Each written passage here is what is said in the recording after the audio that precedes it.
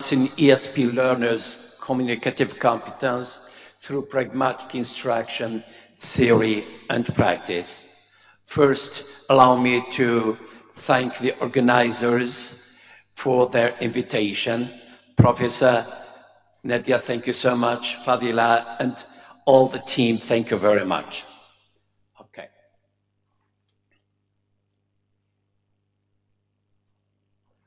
Well, I want you first to read this. I'm not going to...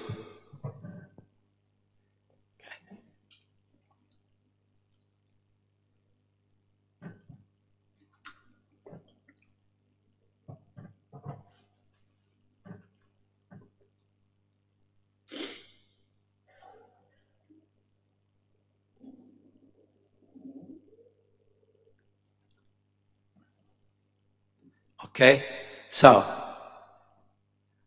in advance, I sincerely apologize if any part of this presentation causes you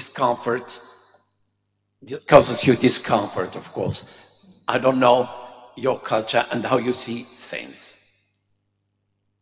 So, the aim and objectives of my presentation: to demonstrate how pragmatic instruction can enhance communicative competence in English for specific purposes, learners, enabling them to communicate effectively and appropriately in their professional fields.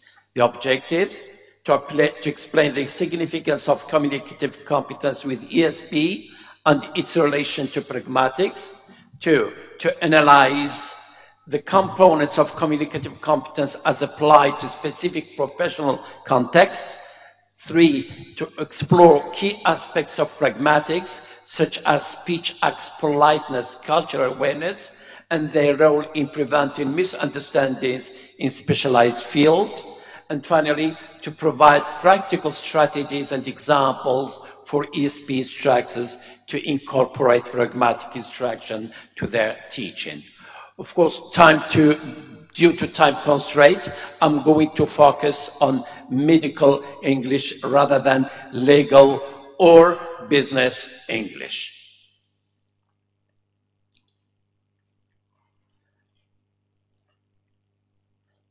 So,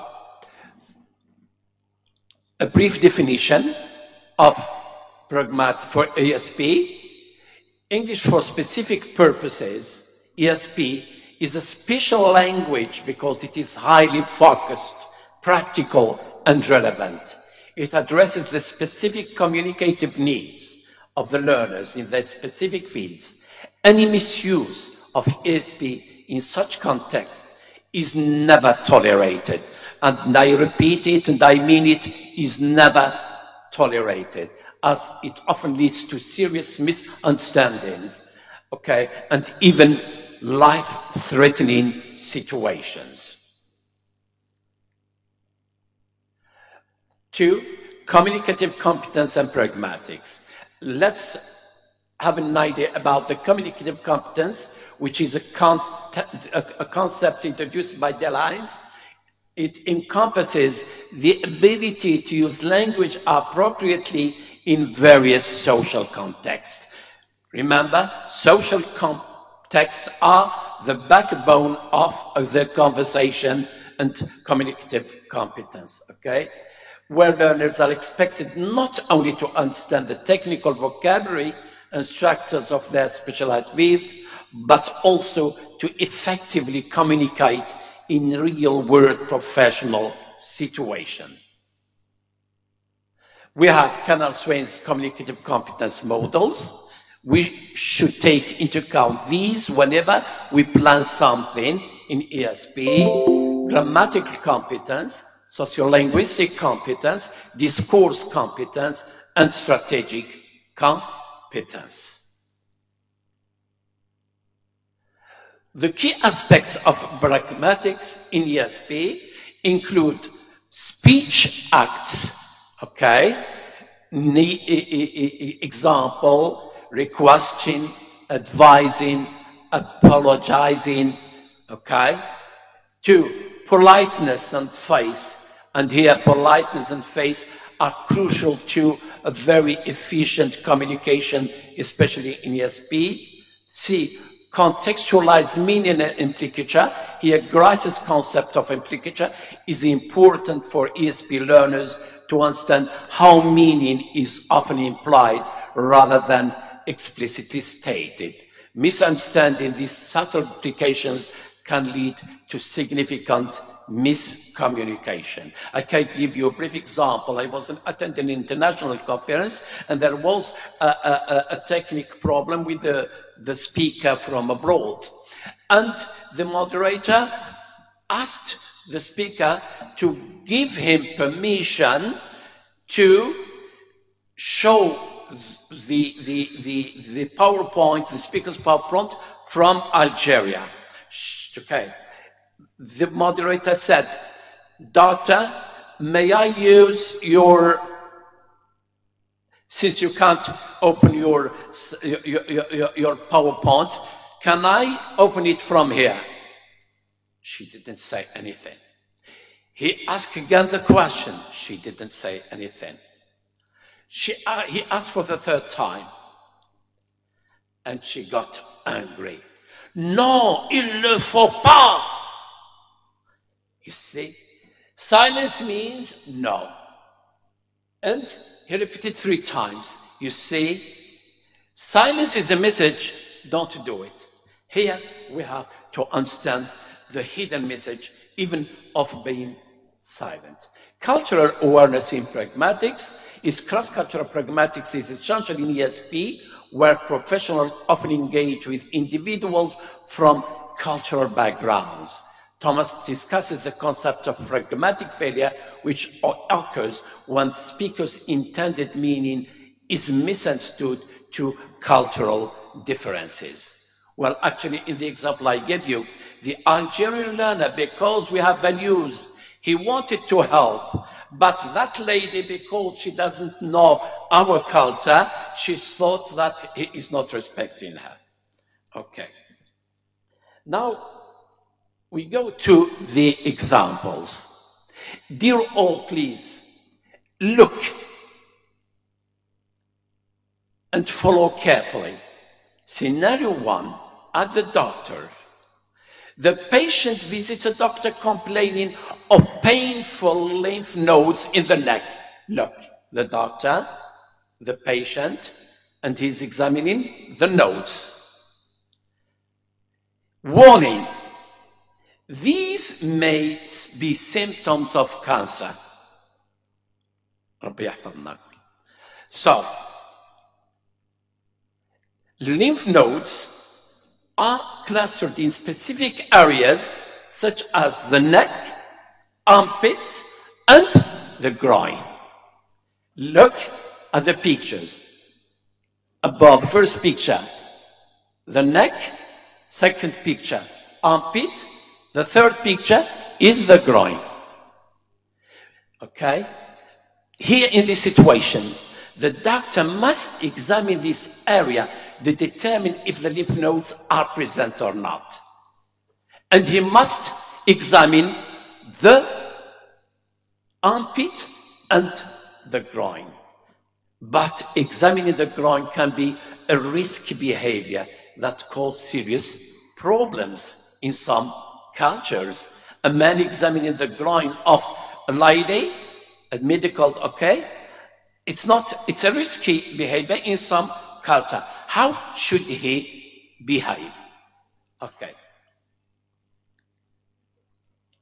So, misunderstanding around communications can indeed create discomfort, confusion, especially in cross-cultural contexts, where norms of modesty, communication styles, and gender interaction differ significantly. Here are some examples that highlight the importance of cross-cultural competence and pragmatics for doctors. In scenario 1, how would the doctor ask a woman or even a man to undress themselves? To examine the groin. Okay. Or even the armpit. Is he going to say, please take off your trousers? Please lower your pants to your knees for the exam? Please take off the robe and drape it there over the chair? Please remove your shirt. And look at the situation there. The doctor, please undress your dress. And the lady from Sudan, okay, is I think from Ethiopia. She's a student in UK. Her answer, are you serious? Are you crazy? Why are you asking me to undress? Naughty doctor. You see? All right. Here, I will show you how to deal with such situations using the appropriate language respecting cultures. Okay. Here, dear, we have this problem appear because of gender sensitivity. Okay.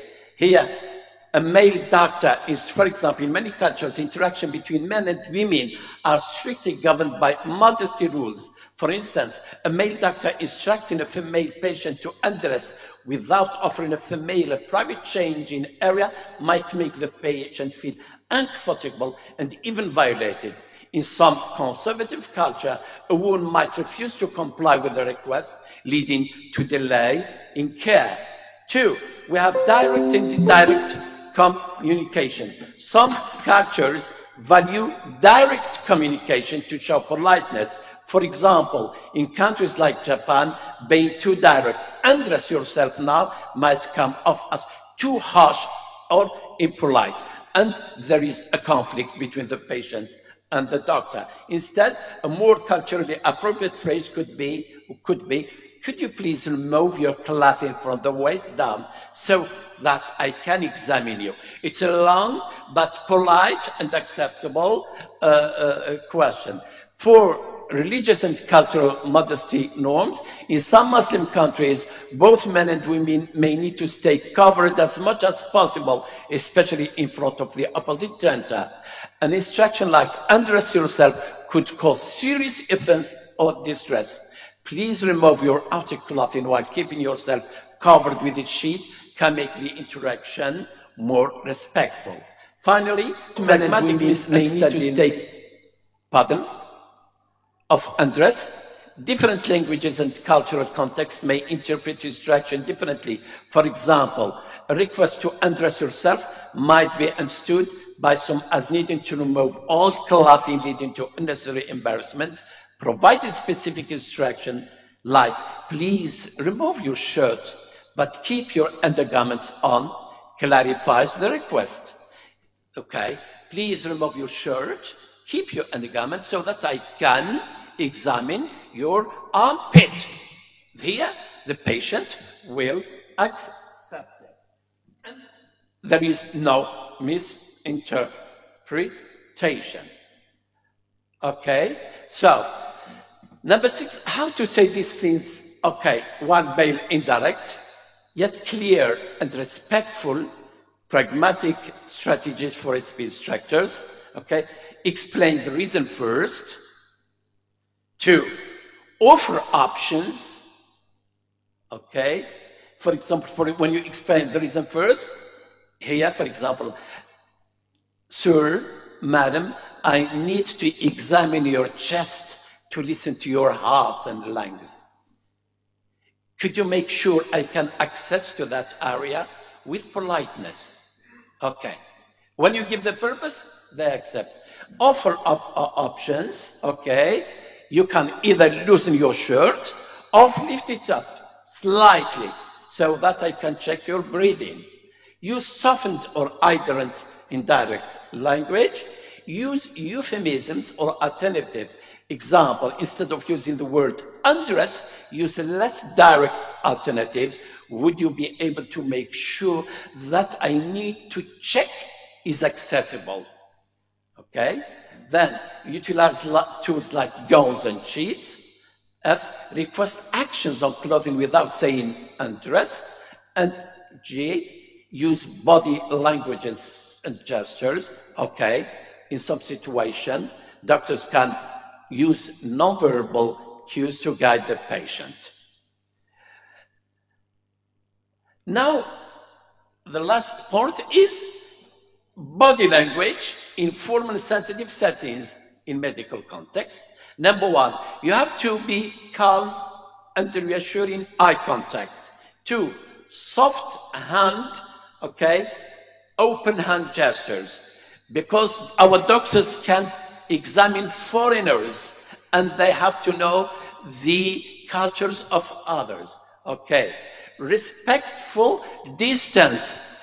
Okay, generally Europeans, Americans, Asians, they need distance between you and them. So doctors, you have to keep a distance between them. If not, they are not going to respect you. Being close to them is something bad and even dirty. So be careful. Then respectful distance, gentle voice and smile, sit at eye level. This is very important for doctors. Sit down at the same level as the patient rather than standing over them. Some doctors, okay, stand over the patient and examine them. It's forbidden. Some doctors in Algeria do it. The patient is lying and the doctor is examining the patient, and he is what? He is not sitting at eye level, okay? Rather, he is standing over them. And it is a shame in some cultures. Then we have gentle open gestures. Look at the gestures. Use soft hand movements to gather conversation, signaling that you're inviting them to share more details in a non-threatening way. So each point is supported with the adequate, the appropriate picture. You see? Okay?